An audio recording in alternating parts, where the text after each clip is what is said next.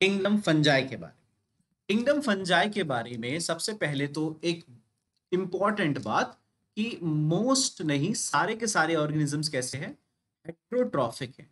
मतलब कि ऑटोट्रॉफिक इसमें कोई भी नहीं है। खुद से खाना बनाने के लिए कोई भी इंतजाम नहीं है। सारा खाना कैसे ऑब्टेन करेगा, दूसरे से। अब वो डिपेंड करता है, हो सकता है वो पैरासिटिक हो, ये पैरासिटिक भी हो सकता है ना, और ये सैप्रोफाइट भी हो सकता है। सैप्रोफाइट, सैप्रोफाइट और पैरासिटिक क्या होता है ये हम ऑलरेडी कवर कर चुके हैं। अच्छा, ये जो है अपना हैबिटेट चेंज कर सकते हैं। आई थिंक हैबिटेट भी हमारा क्लियर है, प्लेस ऑफ लिविंग। सर हाँ जी बेटा। Sir can you explain parasitic and saprophyte please? Parasitic, okay चलो मैं दोबारा बता देता हूँ। ध्यान रखना है वैसे बेटा, ऐसा नहीं है कि जितनी बार पढ़ाऊंगा उतनी बार पूछ तो सकते हो, लेकिन बार बार अगर पूछने की जरूरत पड़ रही है इसका मतलब घर पे रिवाइज नहीं करा है, तो घर पे रिवाइज करो। चलो मैं दोबारा बता देता हूँ। पैरासाइट में क्या होता है कि हमारे पास दो ऑर्गेनिजम्स होते हैं, ठीक है, ऑर्गेनिज्म नंबर 1 और ऑर्गेनिज्म नंबर 2, ठीक है। तो ऑर्गेनिज्म नंबर 1 और ऑर्गेनिज्म नंबर 2 है ये। हमने कहा कि ये ऑर्गेनिज्म 1 जो है वो पैरासाइट है, और ये जो है organism number 2, this is the host. तो एक पैरासाइट है और एक होस्ट है। तो पैरासाइट क्या करता है, होस्ट से न्यूट्रिशन लेता है,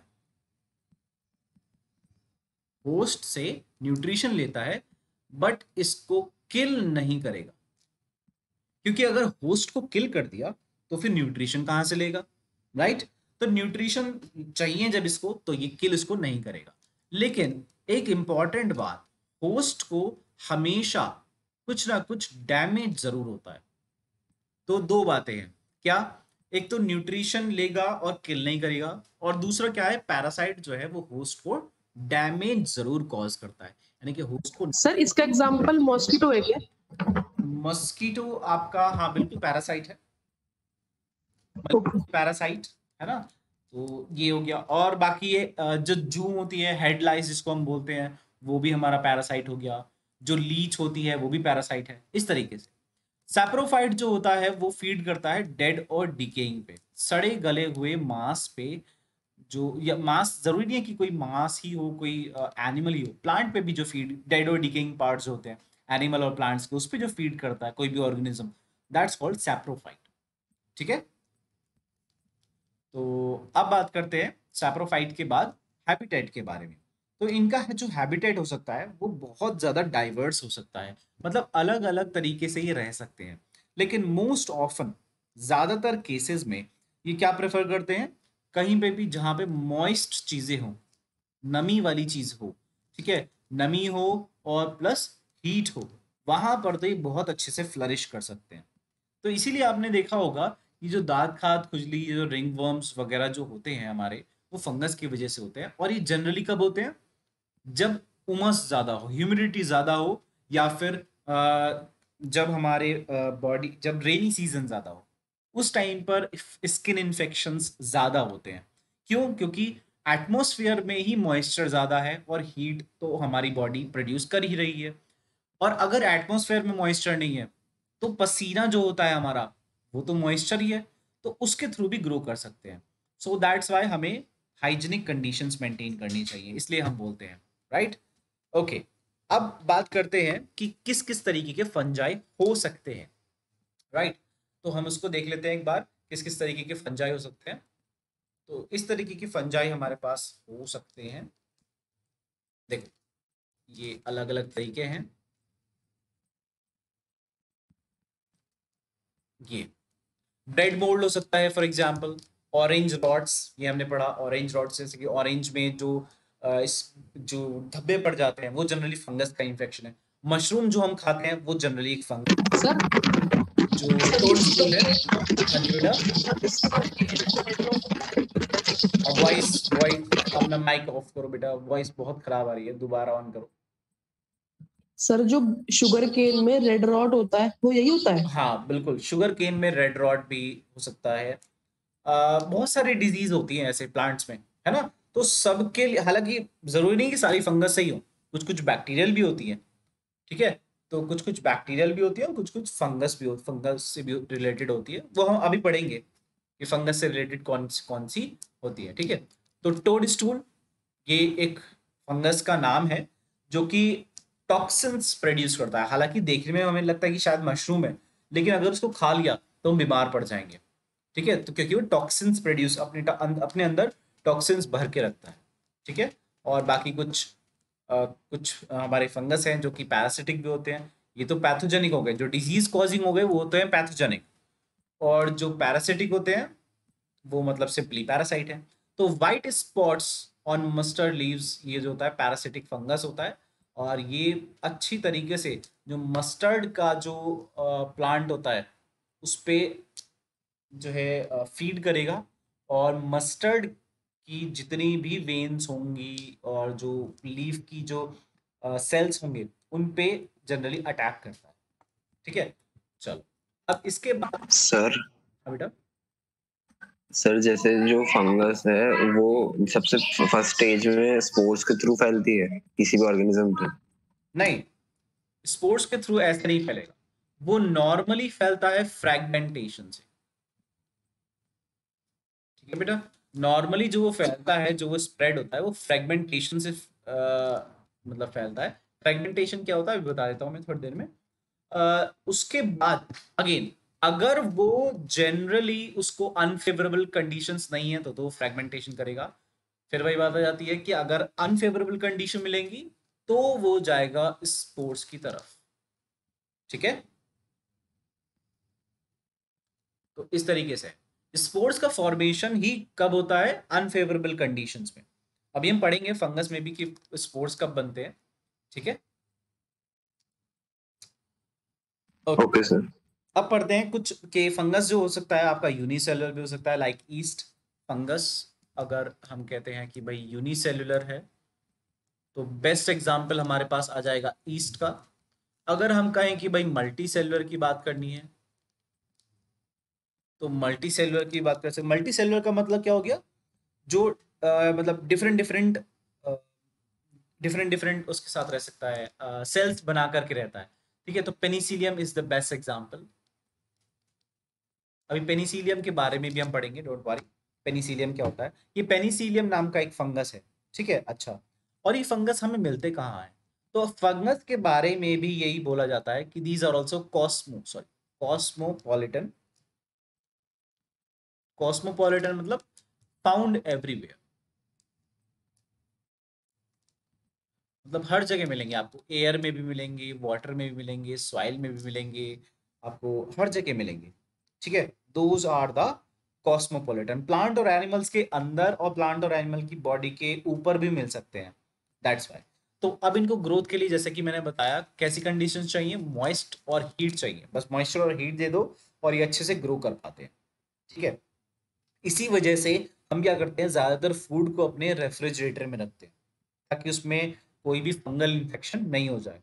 जब फंगल इन्फेक्शन ही नहीं होगा, प्रोटेक्टेड रहेगा और लोअर टेम्परेचर पे रहेगा, तो फंगस का अगर कोई पार्ट प्रेजेंट भी है तो वो ग्रो नहीं कर पाएगा। ठीक है, अच्छा, अब इसके बाद बात करते हैं कि भाई जो फंगस का स्ट्रक्चर होता है उसके बारे में।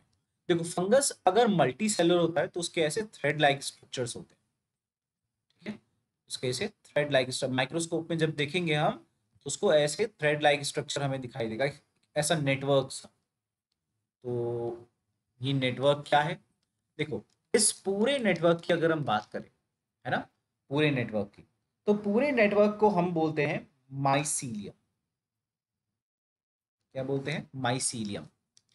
और अगर इस नेटवर्क के अंदर जो इंडिविजुअल थ्रेड है, इस नेटवर्क के अंदर हम कह रहे हैं कि भाई ये पर्टिकुलर वाला इंडिविजुअल थ्रेड है, इसको हम क्या बोलेंगे?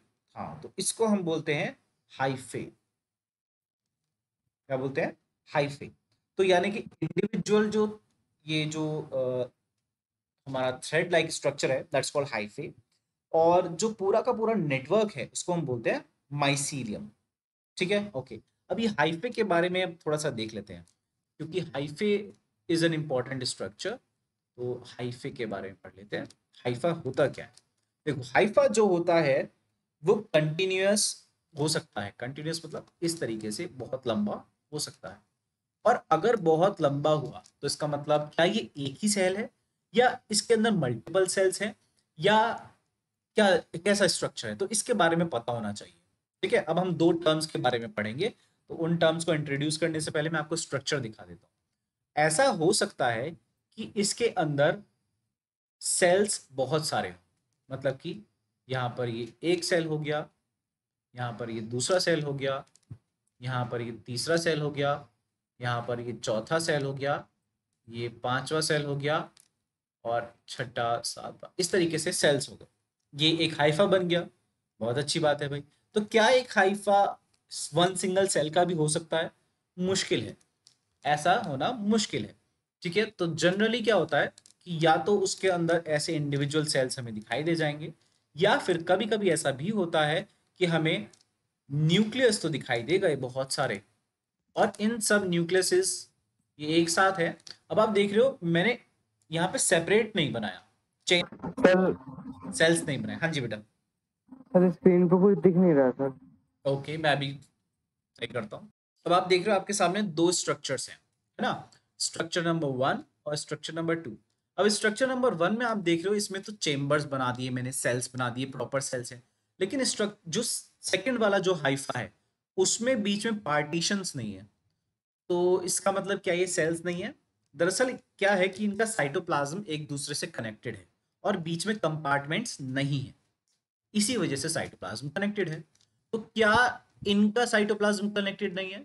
नहीं, इनका साइटोप्लाज्म कनेक्टेड नहीं होता है। ठीक है, तो ये जो पर्टिकुलर सेपरेशंस है, पहले तो इसको हमें पढ़ना है।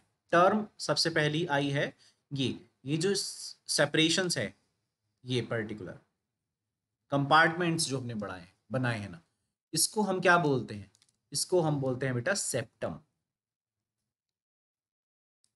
क्या बोलते हैं? सेप्टम। जो सेपरेट करे उसको क्या बोलेंगे? सेप्टम।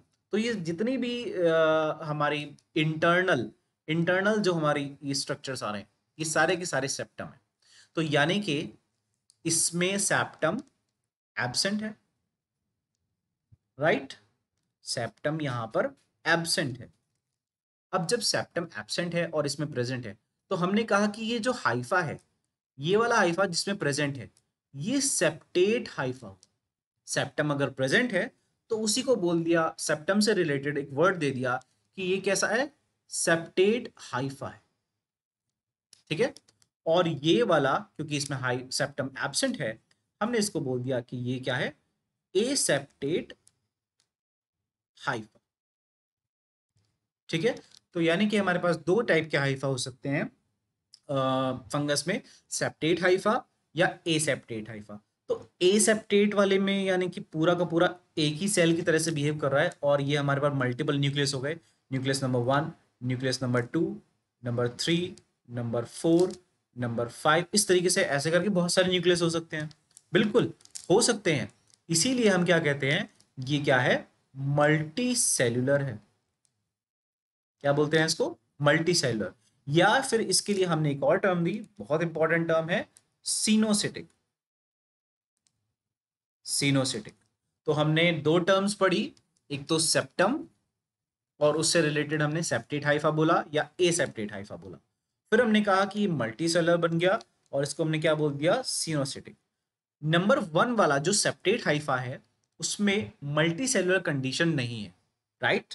लेकिन अगर आप कहते हो कि भाई हम तो 2 या 3 हाइफा ऐड कर दे, मतलब इसके अंदर हमने मल्टी सेलुलर कंडीशन क्रिएट कर दी, तो ये क्या हो जाएगा? सेप्टेट हाइफा तो हो ही जाएगा, लेकिन साथ में सिनोसिटिक यानी कि मल्टी सेलुलर भी हो जाएगा। ऐसा जनरली होता नहीं है, लेकिन just to understand the term हम ऐसा कर सकते हैं। ठीक है, तो सिनोसिटिक का मतलब क्या होता है? Multi cellular. और सेप्टेट का मतलब या सेप्टम का मतलब कि उसमें कंपार्टमेंट्स प्रेजेंट होते हैं। ठीक है, तो अब हम बात करते हैं कि हमारा जो हाइफा है, हमने पढ़ लिया दो तरीके का हो सकता है, सेप्टेट विद द सेप्टम या फिर aseptate without the septum. Aseptate वाला जनरली क्या होता है? सिनोसिटिक होता है, और ये वाला क्या होता है? इसमें यूनिसेलुलर, सॉरी मतलब single set, uni nucleated, uni मतलब वन, न्यूक्लिएटेड मतलब न्यूक्लियस, तो यूनी न्यूक्लिएटेड सेल्स होते हैं। ठीक है। और माइसीलियम क्या है हमारा? Network of hypha, network of hyphae या हाइफा, ठीक है, इस तरीके से। तो ये दो बातें आई थिंक बिल्कुल क्लियर हो गई होंगी कि सर पढ़ा और माइसीलियम। हाँ जी बेटा। Sir network of Haifa direct fungi नहीं होगा? बिल्कुल बिल्कुल होगा, लेकिन कभी कभी बेटा ऐसा भी हो सकता है ना कि देखो आप सोचो, ये हमारा, आप सही कह रहे हो, नेट फंजाई ही होगा, ये हमारा माइसीलियम है और यहाँ पे सेम फंगस का माइसीलियम है ना, और यहाँ पे क्या हो रहा है कि दो हाइफा कनेक्ट कर रहे हैं केवल। तो अब ये वाला तो, ये तो नेटवर्क नहीं हुआ, ये भी नेटवर्क नहीं हुआ, तो ये क्या क्या कहेंगे हम? पूरा का पूरा फंगस है, लेकिन इसका यहाँ पे क्या है? माइसीलियम, यहाँ पे क्या है? माइसीलियम, और बीच में क्या है? हाइफा, है ना। Okay sir. ऐसा भी तो हो सकता है, इसीलिए हमने एक माइसीलियम टर्म दे दिया कि भाई अगर नेटवर्क दिख रहा है तो वो ऑब्वियसली फंगस तो होगा ही, लेकिन हम उसको माइसीलियम, नेटवर्क को हमने कह दिया कि माइसीलियम उसको बोल सकते हैं, ठीक है। अच्छा, एक इंपॉर्टेंट इंफॉर्मेशन, देखो सेल वॉल जो होती है ना फंगस की, सेल वॉल वो किसकी बनी हुई होती है? काइटिन की, ये भूलना नहीं है। काइटिन जो प्लांट्स में होती है, प्लांट्स में सेल्यूलोज की बनी हुई होती है, लेकिन यहाँ पर काइटिन होते हैं और साथ में कुछ पॉलीसैकेराइड्स भी मिल सकते हैं, पॉलीसैकेराइड्स। लेकिन chitin is very important, chitin तो होगा ही होगा, अगर वो फंगस है तो मींस काइटिन तो एब्सोल्युटली होगा ही होगा, ठीक है। अच्छा, अब सैप जो हमारे, सॉरी, फंगस जो है वो अलग अलग तरीके से हो सकते हैं, जैसा कि अभी हमने पढ़ा भी था कि सैप्रोफाइट्स या पैरासाइट्स हो सकते हैं, लेकिन ये अलग तरीके से रिलेशनशिप्स में भी रह सकते हैं। किस तरीके से रह सकते हैं? रिलेशनशिप्स। अब कैसी रिलेशनशिप और किसके साथ रिलेशनशिप, है ना, उसको देख लेते हैं। तो लेट से कि हमने कहा कि भाई हमारे पास एक फंगस है, ठीक है, अब ये एक रिलेशनशिप शो कर रहा है एक ऑर्गेनिज्म के साथ, ठीक है। ये प्लांट्स के साथ जनरली अपना रिलेशन शो करता है। क्यों शो करता है अभी बताता हूँ। देखो, ये एल्गी के साथ शो करता है, ठीक है, और हायर प्लांट्स के साथ भी कर सकता है। एल्गी तो सिंपल प्लांट होता है, तो प्लांट्स के साथ ये रिलेशनशिप शो कर रहा है, जिसमें इसको क्या करना पड़ता है? बिहेव करना पड़ता है। ऐसा नहीं है कि ये जो है पैरासिटिक हो जाएगा। एनिमल के साथ अगर ये जो बिहेव कर रहा है तो उसमें ये पैरासिटिक रहता है, मतलब अगर ह्यूमंस के साथ, ह्यूमन की बॉडी पे अगर ग्रो करेगा ना, ह्यूमन की बॉडी के साथ, तो वहां पे तो ये पैरासिटिक की तरह से बिहेव करेगा। लेकिन अगर प्लांट के साथ है तो प्लांट के साथ ये एक ऐसा रिलेशन रहता है जिसमें ये फायदा पहुंचाता है प्लांट को, एल्गी को, और एल्गी बदले में कहता है भाई ठीक है, तुम मेरे साथ इतने अच्छे हो तो मैं भी तुम्हें फायदा पहुंचाता हूँ, ठीक है। तो ये एक दूसरे को फायदा पहुंचाते हैं। कैसे? देखो, एल्गी ही फोटोसिंथेटिक है, फंगस तो फोटोसिंथेटिक है नहीं, तो एल्गी क्या करता है? फोटोसिंथेसिस करके प्रिपेयर्ड फूड, जो उसने फूड बनाया है वो फंगस को देता है। फंगस कहता है भाई तुम मेरे लिए इतना काम कर रहे हो, मैं तुम्हें वाटर देता हूं और साथ में मिनरल्स दे देता हूं। तो वाटर और मिनरल एल्गी को मिल जाता है फंगस से, और फंगस को फूड मिल जाता है एल्गी से, ठीक है। इस पर्टिकुलर एसोसिएशन को, यानी कि इस पर्टिकुलर जो ये हमारा रिलेशन है, इसको हम बोलते हैं लाइकन। क्या बोल देते हैं? लाइकन। इस कंडीशन में हो क्या रहा है? दोनों को बेनिफिट हो रहा है। बेनिफिट हो रहा है तो हम पॉजिटिव से रिप्रेजेंट कर देते हैं कि यहाँ भी फायदा हो रहा है, पॉजिटिव मतलब कुछ आ ही रहा है, और यहाँ पे भी फायदा हो रहा है, ठीक है। इस पर्टिकुलर रिलेशनशिप को हम क्या बोलते हैं? सिम्बायोसिस। क्या बोलते हैं? सिम्बायोसिस बोलते हैं रिलेशन को। अच्छा, इसको सिम्बायोसिस या ना बोल करके हम म्यूचुअलिज्म भी बोल सकते हैं। म्यूचुअलिज्म का मतलब क्या होता है कि म्यूचुअल अंडरस्टैंडिंग है दोनों की, और म्यूचुअल, जैसे हम फेसबुक पे सर्च करते हैं ना तो उसमें आता है म्यूचुअल फ्रेंड्स, यानी कि आपके कॉमन फ्रेंड्स। तो एक कॉमन भाषा में कहे अगर, तो एक मतलब एक साथ कॉमनली एक दूसरे के लिए काम कर रहे हैं, एक फूड दे रहा है तो एक मिनरल्स दे रहा है, तो दोनों की, कहना चाहिए, एक डील फाइनल के बाद ही ये दोनों आपस में रहते हैं साथ साथ, तो उसको बोल दिया म्यूचुअलिज्म या सिम्बायोसिस। और इंडिविजुअल ऑर्गेनिज्म की अगर बात करें तो इस रिलेशनशिप में ऑर्गेनिज्म को हम बोलेंगे सिम्बायोन्ट्स।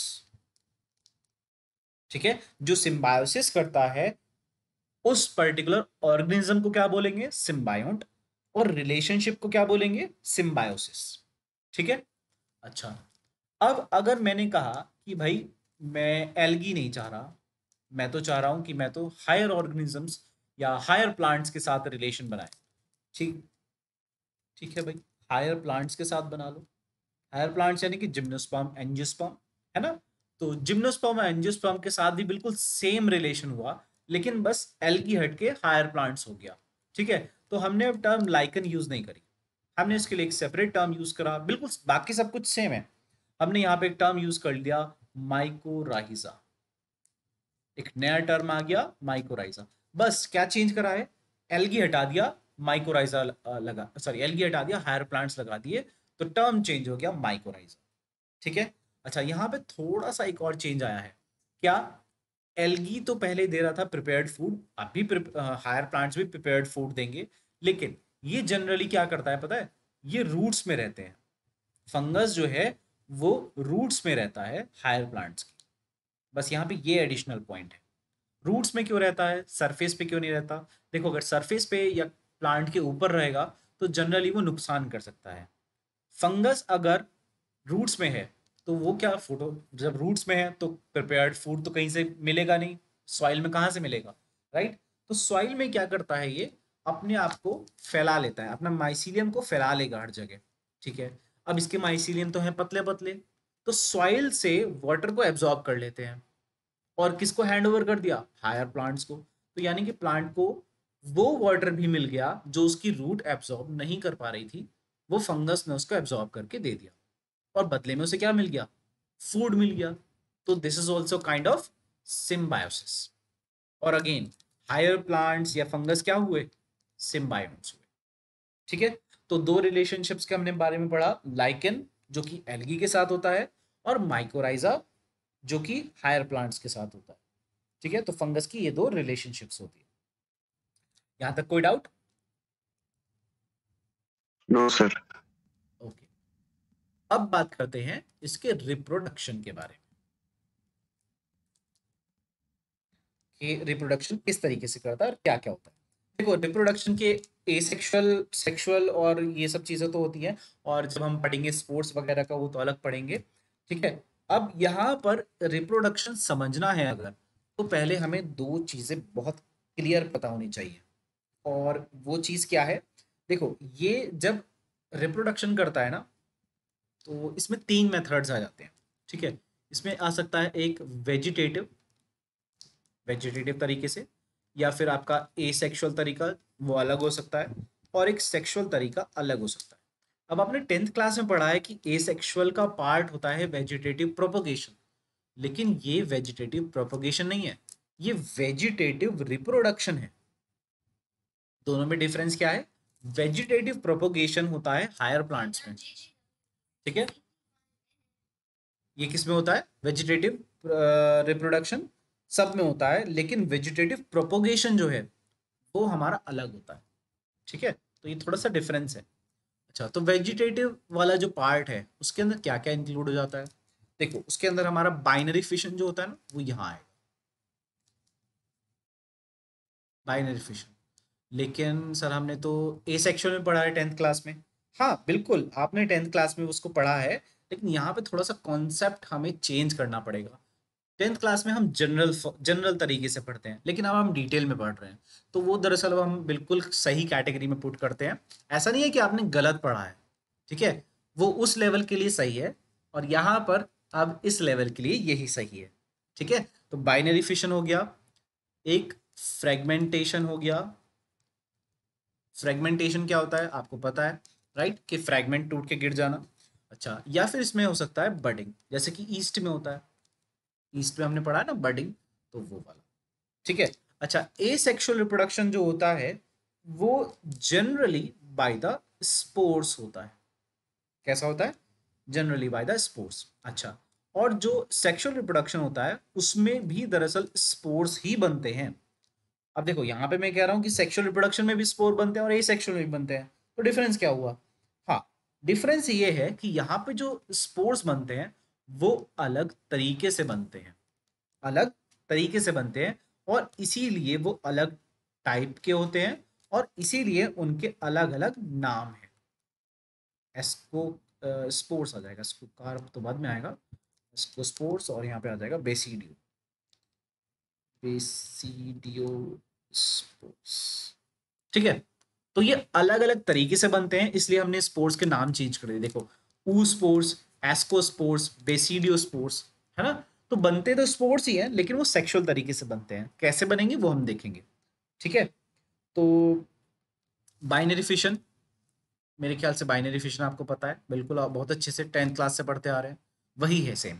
फ्रेगमेंटेशन वही है सेम, बाइनरी फिशन वही है बिल्कुल सेम, स्पोर्स फॉर्मेशन वही सिंपल, अनफेवरेबल कंडीशंस में स्पोर्स का फॉर्मेशन ये भी वही है सेम। तो यानी कि हमने वेजिटेटिव और एसेक्सुअल तो ऑलमोस्ट लाइक पहले से सब चीजें पढ़ रखी हैं, लेकिन अगर हम बात करें सेक्सुअल में, ये सब चीजें ऊ स्पोर्स, एस्कोस्पोर्स, बेसिडियो स्पोर्स, ये होते क्या हैं, किस तरीके से बनता है, अब उसको पढ़ लेते हैं। पहले हम इन तीनों का एक जनरल फॉर्म पढ़ेंगे, फिर इंडिविजुअल पढ़ेंगे कि ऊ स्पोर में कैसे बनते हैं, एस्कोस्पोर में कैसे बनते हैं, बेसिडियो स्पोर में कैसे बनते हैं। ठीक है, तो पहले इन सब का एक जनरल फॉर्म में पढ़ते हैं। तो जनरल फॉर्म में यानी कि सेक्सुअल रिप्रोडक्शन जब हम पढ़ते हैं, सेक्सुअल रिप्रोडक्शन जब हम पढ़ते हैं, तो हम ये कह रहे हैं भाई सेक्सुअल रिप्रोडक्शन में 3 मेन स्टेप्स होते हैं। कितने? 3 मेन स्टेप्स, और उन 3 मेन स्टेप्स के बाद हालांकि और भी चीजें होती हैं, बट वो 3 मेन स्टेप्स पढ़ लेते हैं सबसे पहले। तो कोई भी माइसीलियम है, let's say this is the mycelium, ये यहाँ पर पूरा का पूरा माइसीलियम था, उसका एक हाइफे आ गया इस तरीके से, है ना, और यहाँ पर भी एक हाइफे आ गया। अब क्या होगा, ये दोनों के दोनों कांटेक्ट पे आएंगे। लेट्स से ये ऑर्गेनिज्म नंबर 1 का माइसीलियम है या हाइफा है, और ये ऑर्गेनिज्म नंबर 2 का है। जब ये दोनों के दोनों कांटेक्ट में आएंगे ना, तो यहाँ पर क्या होगा, एक स्ट्रक्चर बन जाएगा। क्या होगा, एक स्ट्रक्चर बन जाएगा जो जाइगोट की, देखो अब ध्यान से सुनना, ये जाइगोट की तरह से बिहेव करेगा। ये जाइगोट नहीं है, जाइगोट की तरह से बिहेव करेगा। इसीलिए मैं यहाँ पर लिख दे रहा हूँ, लेकिन इसको ज्यादा डिटेल में नहीं जा रहे। ये जाइगोस्पोर बना लेगा। जाइगोस्पोर का मतलब क्या है, ऐसा एक स्ट्रक्चर जो जाइगोट की तरह से है और बाद में जाकर के वो स्पोर बना रहा है। ठीक है, वो है जाइगोस्पोर। तो यहाँ पे एक जाइगोट की तरह से स्ट्रक्चर बना, इसको मैं डिलीट कर देता हूँ अभी। अब ये स्ट्रक्चर बन गया, ठीक है, ये बीच वाला जो स्ट्रक्चर है। अब होगा क्या, इसमें 3 चीजें होती है, 3 स्टेप्स जो मैं बता रहा था, सॉरी 3 स्टेप्स। कौन कौन से हैं वो 3 स्टेप्स? सबसे पहला आता है प्लाज्मोगैमी। अभी प्लाज्मोगैमी क्या होता है, देखो, गैमी का मतलब होता है फ्यूजन, और प्लाज्मो का मतलब है प्रोटोप्लाज्म। तो यानी कि नंबर 1 और नंबर 2, इन दोनों का प्रोटोप्लाज्म जो है, यानी कि साइटोप्लाज्म, सेल मेम्ब्रेन, न्यूक्लियस, ये सब क्या करेंगे, आपस में फ्यूज कर जाएंगे। तो यानी कि क्या क्या हम इसे ऐसे कह सकते हैं कि भाई एक सेल ये रहा, और एक सेल ये रहा, और इसमें ये रहा न्यूक्लियस, इसमें भी ये रहा न्यूक्लियस, और दोनों के दोनों आपस में फ्यूज हो गए, कुछ लाइक इस तरीके से। ये रहा सेल फ्यूज हो गया, उसके बाद लेट से दोनों के दोनों न्यूक्लियस पास पास आए, ये दोनों भी आपस में फ्यूज हो गए। क्या ये इसी तरीके से है? बिल्कुल इसी तरीके से है, लेकिन वो स्टेप बाय स्टेप होगा। ठीक है, तो हमने पहले सबसे पहले प्रोटोप्लाज्म को फ्यूज कराया, यानी कि दोनों सेल फ्यूज हुए हैं, अभी तक न्यूक्लियस फ्यूज नहीं हुए। दूसरा स्टेप, अब न्यूक्लियस फ्यूज होंगे। तो न्यूक्लियस के लिए हम टर्म यूज करते हैं कैरियो। तो कैरियो मीन्स न्यूक्लियस, और गैमी का मतलब फ्यूजन। तो अब होगा कैरियोगैमी। कैरियो मीन्स न्यूक्लियस, तो अब दोनों न्यूक्लियस फ्यूज करेंगे, तो उसको हम उस स्टेप को बोल देंगे कैरियोगैमी। ठीक है भाई, न्यूक्लियस भी फ्यूज हो गए, क्या बनेगा अब, जाइगोट बन जाएगा। ठीक है, जाइगोस्पोर बनेगा, पर हम कह सकते हैं कि जाइगोट बन गया। आपने सिंप्लीफाई कर लेते हैं, क्योंकि एनसीईआरटी भी जाइगोट बोल रहा है। तो थर्ड स्टेप है जाइगोट बनेगा। ठीक है, अब नॉर्मली जो हम पढ़ते हैं, ये जाइगोट किस में कन्वर्ट होना चाहिए, ऑर्गेनिज्म में, यानी कि फंगस में कन्वर्ट होना चाहिए। राइट, नॉर्मल कॉन्सेप्ट तो यही है, लेकिन यहां पर फंगस में ऐसा नहीं होता। मतलब कि फंगस में जाइगोट से ऑर्गेनिज्म नहीं बने, तो फिर क्या बनेगा? दरअसल जाइगोट में क्या होता है, मियोसिस हो जाती है। आई थिंक मियोसिस आपको पता है, मियोसिस क्या होती है? अगर नहीं पता मैं बहुत शॉर्ट में बता देता हूँ। मियोसिस में क्या होता है, एक सेल है, वो कितने में डिवाइड करता है अल्टीमेटली? 4 में। पहले स्टेप में वो 2 में डिवाइड करता है, और फिर ये दो आपस में फिर और डिवाइड करके अल्टीमेटली कितने सेल्स बनाते हैं? 4। यानी कि जब मियोसिस एक बार कंप्लीट होगा, मियोसिस जब एक बार कंप्लीट होगा, तो हमारे पास 4 डॉटर सेल्स प्रोड्यूस होंगे। कितने? 4 डॉटर सेल्स। और खास बात ये होती है, ये 4 डॉटर सेल्स कैसे होते हैं? हैप्लॉइड होते हैं। दिस सिंपली मीन्स कि अगर हमने यहाँ पर लिए थे 46 क्रोमोसोम, तो यहाँ पर कितने होंगे हर एक के पास? 23, 23, 23, 23। तो क्रोमोसोम का जो सेट है वो कितना होता है? यहाँ पर 2 क्रोमोसोम के सेट हैं, 2n है, इसलिए हम बोलते हैं इसको 2n। यहाँ पर एक सेट है क्रोमोसोम का, इसलिए हमने उसको बोल दिया n। ठीक है, तो ये होता है मियोसिस का केस। मियोसिस में क्रोमोसोम नंबर हाफ हो जाते हैं। जैसे ह्यूमंस में 46 होते हैं, तो जो डॉटर सेल्स बने उसमें हाफ हो जाएंगे, और एक बारी में 4 सेल प्रोड्यूस होते हैं। सर हाँ जी बेटा। सर फंजाई के जाइगोट में भी क्रोमोसोम्स होते होंगे या फिर क्रोमेटिन फाइबर के थ्रू ही होता है? हाँ देखो, इसके पास तो प्रॉपर न्यूक्लियस है ना, क्योंकि ये तो यूकैरियोट है, तो इसके पास प्रॉपर क्रोमोसोम्स होंगे। ठीक है, ओके सर। बल्कि क्रोमोसोम्स और क्रोमैटिन फाइबर, जब हम ये सेल वाला चैप्टर पढ़ेंगे ना, आपको पता लगेगा दोनों दरअसल एक ही होते हैं। ठीक है, अच्छा, तो ये अब एनसीईआरटी बोलता है कि भाई इसमें मियोसिस होगा, और मियोसिस के बाद जाइगोट मियोसिस करेगा, और मियोसिस के बाद क्या बनाएगा? स्पोर्स बनाएगा। अब ये जो स्पोर्स बने और ये जो एसेक्सुअल से जो बनते हैं, ये अलग है। देखो, एसेक्सुअल वाले मैं अभी भी बोल रहा हूं, ये कब बनेंगे? अनफेवरेबल कंडीशंस में। कब बनेंगे? अनफेवरेबल कंडीशंस में। और ये वाले स्पोर्स कब बनेंगे? अभी आपको पता लग गया, सेक्सुअल रिप्रोडक्शन करके बनेंगे। ठीक है, तो ये स्पोर्स कैसे हैं? हैप्लॉइड है, सिंगल सेट ऑफ क्रोमोसोम्स है, हैप्लॉइड। बेटा अगर हैप्लॉइड डिप्लॉइड के बारे में समझ में नहीं आ रहा तो कोई बात नहीं, मैं इसको एक अलग डे पर एक अलग तरीके से अलग क्लास लेकर के हैप्लॉइड डिप्लॉइड अलग से समझा दूंगा। बट फिलहाल सर समझना है, एक सेकंड बेटा बस, फिलहाल हमें इतना समझना है कि क्रोमोसोम के नंबर जो है वो हाफ हो जाते हैं। ठीक है, हाँ जी, अब पूछो बेटा। सर तो फंजाई कैसे डिसाइड करता है कि उसको किस टाइम सेक्सुअल रिप्रोडक्शन करना है, किस टाइम वेजिटेशन? अच्छा, ओके, बताता हूँ, अभी बताता हूँ, बस एक सेकेंड। देखो, अब ये क्या होगा, एसेक्सुअल मतलब सॉरी स्पोर्ट्स बना दिए इसने। अब ये स्पोर्ट्स क्या करेंगे? जर्मिनेट करेंगे, और जर्मिनेट करके क्या बनाएंगे? पूरा का पूरा ऑर्गेनिज्म बना देते। ठीक है, मतलब स्पोर ने जर्मिनेट करा सिंपली और ऑर्गेनिज्म बना दिया। अब ये पढ़ लेते हैं कि भाई सेक्सुअल रिप्रोडक्शन कब होगा, एसेक्सुअल कब करेगा, वेजिटेटिव कब करेगा, है ना? देखो, मोस्टली जब फेवरेबल कंडीशंस होंगी, जब हमारे पास फेवरेबल कंडीशन है, मोस्टली, मेजरली कह लो, या कुछ भी वर्ड यूज कर सकते हैं, ज्यादातर क्या करता है? वेजिटेटिव करता रहता है। बाइनरी कर लेगा, फ्रेगमेंटेशन कर लेगा, बडिंग कर लेगा। ईस्ट जो है वो बाइनरी फिशन कम करता है, बडिंग ज्यादा करता है। मेनली कह सकते हैं इसमें बडिंग ही होती है। ठीक है भाई, ईस्ट ने बडिंग कर ली। फ्रेगमेंटेशन कोई और फंगस फ्रेगमेंटेशन करता है। ठीक है भाई, उसने फ्रेगमेंटेशन कर लिया। किसी ने बाइनरी फिशन करा, ठीक है भाई, तो बाइनरी फिशन कर ले। एसेक्सुअल रिप्रोडक्शन कब होगा? अनफेवरेबल कंडीशन में। ठीक है भाई, और सेक्सुअल रिप्रोडक्शन कब होगा? अब ये बात आ जाती है कि सेक्सुअल रिप्रोडक्शन अब कब होगा। हाँ, तो सेक्सुअल रिप्रोडक्शन बेटा तब होता है जब कोई भी मतलब जो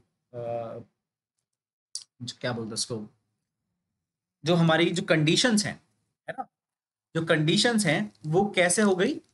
हमारी चेंजिंग कंडीशंस रहती हैं, यानी कि एनवायरनमेंट जो है ना तो वो फेवरेबल सा हो रहा है, लेकिन वो अनफेवरेबल भी नहीं है। ठीक है, और हमारे पास फेवरेबल कंडीशंस बार बार स्विच हो रही हैं। कि बार बार अनफेवरेबल फिर फेवरेबल, वो जब स्विच होता है ना कि बार बार स्विच हो रहा है, और फंजाई बीच में क्या करता है, कभी ना कभी अपने आप को सेक्सुअल रिप्रोडक्शन में ढालता जरूर है। तो उसको बीच में कभी कभी, मतलब कह सकते हो जैसे 100 में से 10 बार वो सेक्सुअल रिप्रोडक्शन कर लेगा, 90 बार क्या करेगा, वेजिटेटिव करेगा, और कभी अगर करा तो अनफेवरेबल कंडीशन आई तो तब क्या करेगा, एसेक्सुअल करेगा, वरना अगर अनफेवरेबल नहीं आती है तो एसेक्सुअल से स्पोर्स बना के नहीं करेगा। ठीक है, ओके सर। इस तरीके से। ठीक है, तो यहां पर ही क्या करेगा, मियोसिस करके स्पोर्स बनाएगा, जर्मिनेट करेगा, और जर्मिनेट करके ऑर्गेनिज्म बना देगा। ठीक है, अब यहां तक हमने पढ़ लिया। नेक्स्ट टर्न पे हम कुछ और पढ़ेंगे। अभी देखो यहां पर ना सेक्सुअल रिप्रोडक्शन कंप्लीट नहीं हुआ। अभी एनसीईआरटी ये कहता है कि जाइगोट बनने, ये जो थर्ड स्टेप है जाइगोट फॉर्मेशन, और हमने सेकंड स्टेप पढ़ा कैरियोगैमी, है ना, इसके बीच में एनसीईआरटी कहता है कि एक स्टेज होती है, उस स्टेज के भी इस स्टेज के बारे में पढ़ेंगे कि प्लाज्मोगैमी है, कैरियोगैमी है, फिर जाइगोट बना है। ठीक है, लेकिन कैरियोगैमी और जाइगोट के बीच में एक स्टेज होती है, उसके बारे में हम नेक्स्ट टर्न पे पढ़ेंगे। ठीक है, so that's it for today. हाँ जी, तो लास्ट टर्न पे हमने डिस्कस किया था अबाउट द कैरियोगैमी, फिर हमने डिस्कस किया था जाइगोट, और मैंने कहा था जाइगोट और कैरियोगैमी के बीच में एक स्टेज होती है, राइट, उसके बारे में पढ़ते हैं। तो होता क्या है, जब हमारा प्लाज्मोगैमी हो चुका है तो प्लाज्मोगैमी कुछ कुछ ऐसे होता है। ये ऐसे ही नहीं होता जैसे मैं दिखा रहा हूं, लेकिन लगभग ऐसा ही होता है। ठीक है, ये सेल्स जो होते हैं थोड़े से बड़े रहते हैं और इलोंगेटेड, थोड़े से लंबे रहते हैं, लेकिन सिंप्लीफाई करने के लिए हम इसको छोटे से बना रहे हैं ताकि समझ में आ जाए। ओके, तो यहां पर क्या हुआ है, ये हुआ है प्लाज्मोगैमी, राइट। अब हम पढ़ रहे हैं कैरियोगैमी। कैरियोगैमी में क्या होता है कि कैरियोगैमी में ये न्यूक्लियसिस जो है बिल्कुल पास पास आ जाते हैं, और ये उसके बाद फ्यूज करते हैं, यानी कि पास पास आएंगे और दोनों के दोनों, एक न्यूक्लियस ये दोनों के दोनों फ्यूज कर जाएंगे इस तरीके से, मतलब एक दूसरे में मर्ज हो जाएंगे, है ना। ओके, अब लास्ट में इसके बाद हमारे पास एक सिंगल सेल आ जाएगा, थोड़ा बड़ा सा, क्योंकि दोनों फ्यूज हो गए हैं तो थोड़ा बड़ा हो जाएगा ये, और दोनों फ्यूज हो चुके हैं तो एक बड़ा सा न्यूक्लियस आ गया। इसी को हमने बोल दिया था जाइगोट, राइट। लेकिन कभी कभी क्या होता है किसी किसी फंगस में पर्टिकुलरली, कि ये जो हमारी स्टेज है, ये वाली पर्टिकुलर स्टेज आप इसमें देख रहे हो, हमारे पास ये तो दो हैप्लॉइड सेल्स थे, है ना, ये दो ऐसे करके हैप्लॉइड सेल्स थे, ये हैप्लॉइड था, ये भी हैप्लॉइड था, ये दोनों फ्यूज हुए थे, राइट। तो इनका न्यूक्लियस भी हैप्लॉइड होगा, तो ये एक हैप्लॉइड न्यूक्लियस और ये वाला एक हैप्लॉइड न्यूक्लियस, ये दोनों के दोनों क्या करते हैं, इसी तरीके से बैठे रहते हैं, मतलब फ्यूज नहीं करेंगे कुछ टाइम तक। तो उस स्टेज को हमने क्या कहा, di karyo, di means two, karyo means nucleus, और फेज लगा दिया, यानी कि एक ऐसी फेज जिसमें दो न्यूक्लियस अलग से दिखाई दे रहे हैं और ये काफी देर तक रहते हैं। ठीक है, अच्छा, जो यहाँ पे स्ट्रक्चर है, ये वाला स्ट्रक्चर, ठीक है, this structure is called dikaryon. Dikaryon मतलब दो न्यूक्लियस, तो स्ट्रक्चर को बोला गया है डाइकैरियन, और फेज को, जो एक बीच में जो फेज आ जाती है, उसको बोला गया है डाइकैरियो फेज। ठीक है, तो यहां पर दो चीजें इंपॉर्टेंट है, क्या, प्लाज्मोगैमी के बाद हमें डाइकैरियो फेज देखने को मिल सकता है। हर एक फंगस में ऐसा नहीं होता, लेकिन किसी किसी में होता है, तो ये पॉइंट, ये हमारा जो पॉइंट है ये हमें पता होना चाहिए। उसके बाद ऑब्वियसली ये फ्यूज कर जाएंगे, और फ्यूज करने के बाद ये जाइगोट जैसा स्ट्रक्चर, जाइगोट बनाएंगे। ठीक है, तो ये पता होना चाहिए कि बीच में डाइकैरियोफेज और डाइकैरियन भी होता है। अच्छा, इसके अलावा कुछ और भी बातें हैं क्या फंगस, ये फंगस से रिलेटेड, किंगडम फंजाई से रिलेटेड? हाँ जी बेटा। सर, तो फंगस के एक सेल से दो सेल बनेंगे ना उस टाइम पे, जिस टाइम ये प्रोसेस होगा सारा। एक सेल से दो सेल बनेंगे, मतलब कि यहाँ पर इस स्टेज पे? नहीं नहीं सर, ये तो n और n का पेयर है तो सर 2n 2n तो दो होंगे ना। नहीं नहीं नहीं नहीं नहीं नहीं, देखो मैं बता देता हूँ, रुको रुको। डाई कैरियन वाली जो फेज है हमने उसमें क्या करा है, डाई कैरियन यानी कि n+n ये बताया आपने, है ना। अभी n+n का वैसे मैं इंट्रोड्यूस करने वाला था, चलो कोई बात नहीं। अब n+n का कॉन्सेप्ट क्या है, देखो मैं बता, करना तो है ही हमें कवर। n+n का कॉन्सेप्ट क्या है, देखो इसमें हम कह रहे हैं कि ये हमारा एक सेल है और ये एक सेल है ना। तो ये दोनों सेल जो थे ये हैप्लॉइड थे, तो हैप्लॉइड है इसका मतलब ये ऑलरेडी n है। तो अभी क्या है, ये n+n है। जब ये फ्यूज हो गया यहां पर, जैसे कि फ्यूज हो गया तो अब ये बन गया 2n। यहां पर ये फ्यूज हुआ है तो ये बन गया 2n। लेकिन यहां पर ये फ्यूज नहीं हुआ, इस वाली स्टेज डाइकैरियो फेज में फ्यूज नहीं हुआ है। बिकॉज फ्यूजन नहीं हुआ है तो हमने इसको लिखा n+n। 2n नहीं लिख सकते इसको, क्यों? क्योंकि फ्यूजन अभी हुआ नहीं है। तो ये n क्यों आया है और बाद में हम 2n+2n क्यों नहीं लिख रहे? देखो, जब स्टार्टिंग में ही हम बोल रहे हैं ये हैप्लॉइड है, ये भी हैप्लॉइड है, तो यहाँ पे भी हैप्लॉइड ही रहेगा ना। इस वाली स्टेज में भी ये डिप्लॉइड कैसे हो जाएगा, है ना।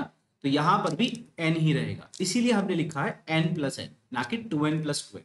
बाद में ये क्योंकि फ्यूज हो गया अब, इसीलिए हमने 2n लिखा है। अब क्योंकि हैप्लॉइड हैप्लॉइड मिलकर क्या बनाते हैं, डिप्लॉइड बनाते हैं, तो इसलिए हमने इसको डिप्लॉइड मेंशन किया है। ठीक है, हाँ भाई, कंफ्यूजन क्लियर हुआ? Yes sir. चलो ठीक है। तो हमें ये डाइकैरियन वाला एक स्टेज है, ठीक है। इसमें n+n बन जाता है, यानी कि एक सेल में दो न्यूक्लियस आपको दिखाई दे रहे हैं, जिसको हम बोलते हैं डाइकैरियोफेज और डाइकैरियन स्ट्रक्चर का नाम हो गया। ठीक है, अब हम ये कह रहे हैं कि भाई जो हमारा माइसीलियम है ना, और किस तरीके से वो स्पोर बनाता है, इसके बेसिस पे हमने क्या करा है, किंगडम फंजाई को कुछ पार्ट्स में डिवाइड कर दिया।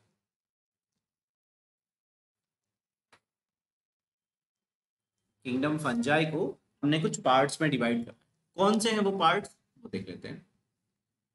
ओके, तो सबसे पहला पार्ट है फाइकोमाइसिटिस। फाइकोमाइसिटिस ये क्या है? फाइकोमाइसिटिस एक कैटेगरी है, एक क्लास है, ठीक है, किंगडम की, मतलब कि एक ग्रुप है बेसिकली। दूसरा आता है एस्कोमाइसिटिस। ओके, एस्कोमाइसिटिस हो गया। अब उसके बाद एक आता है बेसिडियोमाइसिटिस, और सबसे लास्ट में आता है आपका ड्यूटेरोमाइसिटिस। ठीक है, तो ये चार जो कैटेगरीज हैं, ये क्लासेस हैं, ये क्या है बेसिकली? ये हमने कहा है कि इन सबका जो इनके अंदर ऑर्गेनिजम्स आते हैं, इनके अंदर का माइसीलियम थोड़ा थोड़ा अलग है। ठीक है, और क्योंकि माइसीलियम जो है वो अलग अलग है, दैट्स व्हाई इनको अलग अलग ग्रुप्स बना दिए। ठीक है भाई, तो फाइकोमाइसिटिस का जो ग्रुप है उसके अंदर क्या क्या चीजें होती हैं, क्या क्या कैरेक्टर हैं, उन सब चीजों को पढ़ते हैं। फिर एस्कोमाइसिटिस, फिर बेसिडियो, और फिर लास्ट में ड्यूटेरो। ठीक है, तो सबसे पहले पढ़ते हैं फाइकोमाइसिटिस की ये जो कैटेगरी है ये किस चीज की है और इसमें क्या होगा। फाइकोमाइसिटिस, देखो फाइकोमाइसिटिस के जितने भी हमारे फंगस हैं वो ज्यादातर क्या है, या तो वो ऑब्लिगेट पैरासाइट होंगे। ऑब्लिगेट पैरासाइट हमको पता है कि ऑब्लिगेट पैरासाइट क्या होता है, जो होस्ट के बिना जिंदा नहीं रह सकता। अगर आप उसको होस्ट नहीं दोगे तो वो मर जाएगा ना। ओके, अदरवाइज वो कहाँ मिलेगा हमें? हमें मिलेगा decaying plant parts, decaying plants के ऊपर मिलेगा फाइकोमाइसिटिस। ठीक है, अब इसके बारे में और क्या पॉइंट्स हैं जो हमें याद होने चाहिए? देखो, इसके बारे में बहुत इंपॉर्टेंट पॉइंट्स हैं कि माइसीलियम जो होता है, माइसीलियम, उसके लिए दो टर्म्स यूज करते हैं। क्या? एक तो होता है वो सेप्टेट, एंड सेप्टेट के साथ साथ क्या होता है, सिनोसिटिक। तो सेप्टेट भी है वो और सिनोसिटिक भी है। इसका मतलब क्या है सेप्टेट और सिनोसिटिक का? देखो, यहां पर हमने देखा था, देखो हमने सेप्टेट और एसेप्टेट के बारे में पढ़ा, लेकिन हम यहाँ पर बोल रहे हैं कि ये एसेप्टेट है। एसेप्टेट मतलब ये रहा, एसेप्टेट हाइफा, ठीक है। ओके जी, 8 हेप्टेट हाइफा मिल गया। और ये क्या है? सिनोसिटिक, मल्टी सेलर या सिनोसिटिक कंडीशन। तो ये इस तरीके का इसका माइसीलियम के हाइफा रहते हैं, ठीक है। इस तरीके से इसके माइसीलियम के हाइफा प्रेजेंट। ओके, तो अगर मैं इसका डायग्राम ड्रॉ करना चाहूँ इसके फाइकोमाइसिटिस के एक माइसीलियम का, तो वो डायग्राम कुछ लगभग ऐसा बनेगा। और यहाँ पर हमारे पास न्यूक्लियस आ जाएंगे। सेप्टा है नहीं, मल्टी न्यूक्लिएटेड है ना, तो ये क्या हो जाएगा, सॉरी सेप्टेट लिख दिया मैंने, सॉरी, ये एसेप्टेट हो, एसेप्टेट एंड सिनोसिटिक, ठीक है, क्योंकि सेप्टा एब्सेंट है और सिनोसिटिक मतलब मल्टीसेलुलर है, ठीक है। अच्छा, एसेक्सुअल रिप्रोडक्शन की अगर हम बात करें कि इसमें रिप्रोडक्शन किस तरीके से होता है, तो इसमें बनते हैं बेटा जूस्पोर्स। क्या बनते हैं? जूस्पोर्स बनते हैं। और साथ ही साथ एप्लानोस्पोर्स। अभी एप्लानोस्पोर्स क्या है और जूस्पोर्स क्या होते हैं, इसको देखते हैं। दरअसल जूस्पोर्स कहीं पर भी वो स्पोर्स होते हैं जो मोटाइल होते हैं, ठीक है। चाहे हम प्लांट में पढ़े, चाहे हम किसी किंगडम में पढ़े, फंजाई में पढ़े या बैक्टीरिया में पढ़े, बेसिकली जूस्पोर का मतलब है एक ऐसे टाइप के स्पोर्स जो क्या है, मोटाइल है, ठीक है। और फाइकोमाइसिटिस में नॉन मोटाइल स्पोर्स भी होते हैं, तो उसको नाम हमने क्या दे दिया, एप्लानोस्पोर्स, यानी कि ये वाले कैसे हो गए, नॉन मोटाइल, ठीक है। तो मोटाइल और नॉन मोटाइल स्ट्रक्चर, तो ये दो टाइप के हमारे पास स्ट्रक्चर्स आ जाते हैं, मतलब सॉरी स्पोर्स आ जाते हैं, मोटाइल एंड नॉन मोटाइल, ठीक है। अच्छा, अब इसके बाद मोटाइल नॉन मोटाइल तो हमने ठीक है चलो पढ़ लिया। अब इसके बाद हमारे पास ना एनसीईआरटी में एक चीज लिखी रहती है कि ये जो स्पोर्स हैं, ये जितने भी स्पोर्स हमारे प्रोड्यूस होते हैं, ये एंडोजिनसली प्रोड्यूस होते हैं, एंडोजिनसली प्रोड्यूस्ड। जितने भी ये स्पोर्स बनते हैं ये कैसे प्रोड्यूस होते हैं, एंडोजिनसली। तो इसका मतलब क्या है, एक सेकंड रुको। तो एंडोजिनसली प्रोड्यूस्ड का मतलब ये होता है वो एक पर्टिकुलर सैक के अंदर प्रोड्यूस होते हैं। क्या मतलब है इस चीज का, देखो यहां पर हमने कहा कि स्टॉक लाइक स्ट्रक्चर होगा, एक डंडी सी होगी जिसको हम बोलेंगे स्टॉक। अब ये स्टॉक जो होता है इसका हम अलग से एक नाम पढ़ेंगे, वो भी अभी बता देता हूँ थोड़ी देर में। और यहाँ पर एक ऐसे एक स्ट्रक्चर रहेगा गोल मटोल सा, ठीक है। और इसके अंदर हमारे क्या रहेंगे, स्पोर्स रहेंगे, ठीक है। इसके अंदर हमारे स्पोर्स रहते हैं इस तरीके से, ठीक है। तो सॉरी, तो अब जो ये स्ट्रक्चर जो बन रहा है, राइट, ये जो स्ट्रक्चर जो बन गया हमारा, ये क्या स्ट्रक्चर है, तो देखो यहां पर इस स्ट्रक्चर को बोलते हैं कैप्सूल, और इस पर्टिकुलर स्ट्रक्चर को हम बोलते हैं स्पोरेंजियोस्पोर, स्पोरेंजियोफोर, ठीक है। ये स्पोरेंजियोफोर हो गया, ये कैप्सूल हो गया। इसको हम कैप्सूल के अलावा हम स्पोरेंजियम भी बोल सकते हैं, ठीक है, स्पोरेंजियम, यानी कि एक ऐसा चैम्बर जिसके अंदर स्पोर्स प्रोड्यूस होते हैं उसको बोलते हैं स्पोरेंजियम, ठीक है। अब एंडोजिनसली प्रोड्यूस्ड का मतलब क्या है, एंडोजिनसली, एंडो का मतलब क्या होता है इनसाइड, और जेनसली का मतलब है वी आर जनरेटिंग और वी आर सिंथेसाइजिंग। तो यानी कि हम स्पोर्स को सिंथेसाइज कर रहे हैं कहाँ, स्पोरेंजियम के अंदर। तो अंदर की साइड जब स्पोर्स बनते हैं किसी चेंबर के अंदर बन रहे हैं, उसको हमने बोला कि एंडोजिनसली प्रोड्यूस हो रहे हैं, ठीक है। तो एंडोजिनसली प्रोड्यूस्ड स्पोर्स हैं इसमें, ठीक। अच्छा, सर हाँ जी बेटा। सर ये वाली फ्रूटिंग बॉडी मैंने पहले पढ़ाई थी। हाँ, ये बिल्कुल फ्रूटिंग बॉडीज की तरह ही हैं, बिल्कुल, ठीक है। Okay sir. हाँ, तो आप फ्रूटिंग बॉडी भी बोल सकते हो उसको, लेकिन फ्रूटिंग बॉडी बेसिकली हम तब यूज करते हैं जब वो प्लाज्मोडियम से बनी हो, है ना। जब वो प्लाज्मोडियम से बनी हो, जो हमने पढ़ा था उसमें कि प्लाज्मोडियम से बनती है, तो तब तो हम बोलेंगे उसको फ्रूटिंग बॉडीज, अदरवाइज नहीं बोल रहे उसको, ठीक है। अच्छा, अब हमारे पास एक और इम्पोर्टेंट इंफॉर्मेशन आ जाती है, क्या, कि जब यहाँ पर क्या होता है सेक्सुअल रिप्रोडक्शन होता है, इस वाली क्लास में जब सेक्सुअल रिप्रोडक्शन होगा, तो सेक्सुअल रिप्रोडक्शन जब होता है ना, तो उस टाइम पर बनता है जाइगोस्पोर। अगर ध्यान हो तो मैंने यहाँ पर बोला था, इसको लेबल भी किया था कि this is going to be your zygospore, है ना। तो यही इसी टाइप का स्ट्रक्चर बनेगा यहाँ पर भी, ठीक है। तो यहाँ पर जो गैमीट्स बनेंगे या गैमीट के जैसे स्ट्रक्चर्स या सेल जो कि गैमीट की तरह से बिहेव करेगा, वो क्या होते हैं, जो गैमीट्स बनते हैं यहाँ पर वो कैसे होते हैं, अलग अलग टाइप के हो सकते हैं या फिर एक ही टाइप के हो सकते हैं। कहने का मतलब ये है कि गैमीट्स भी 3 टाइप के हो सकते हैं। अगर वो सेम टाइप के हैं, मतलब देखने वाले में भी सेम है, स्ट्रक्चर भी बिल्कुल सेम है, मेल फीमेल का गैमीट, तो उसको बोल देंगे हम आइसोगैमस, GAMOUS, ठीक है। अगर वो अलग है तो हम उसको बोल सकते हैं एन आइसोगैमस, और अगर वो बिल्कुल ही अलग है तो फिर उसको बोल दिया oogamous। अब इसका मीनिंग क्या है, इसको समझ लेते हैं। देखो, इसमें एक टर्म है आइसो। आइसो का मतलब होता है सेम, और गैमस का मतलब है गैमीट्स। तो सेम टाइप ऑफ गैमीट, उसके लिए हम टर्म यूज करेंगे आइसो। अब यहाँ पे देखो, आइसो से पहले एन लगा दिया, यानी कि क्या हो गया, सेम से अलग हो गया, यानी कि डिफरेंट। तो यहाँ पर क्या हो गया, different types of gametes, morphology में अंतर है, ठीक है। oogamous जो होता है वो एक स्पेशल टाइप का डिफरेंस होता है, और वो हमेशा सेम रहता है ज्यादातर ऑर्गेनिजम्स में।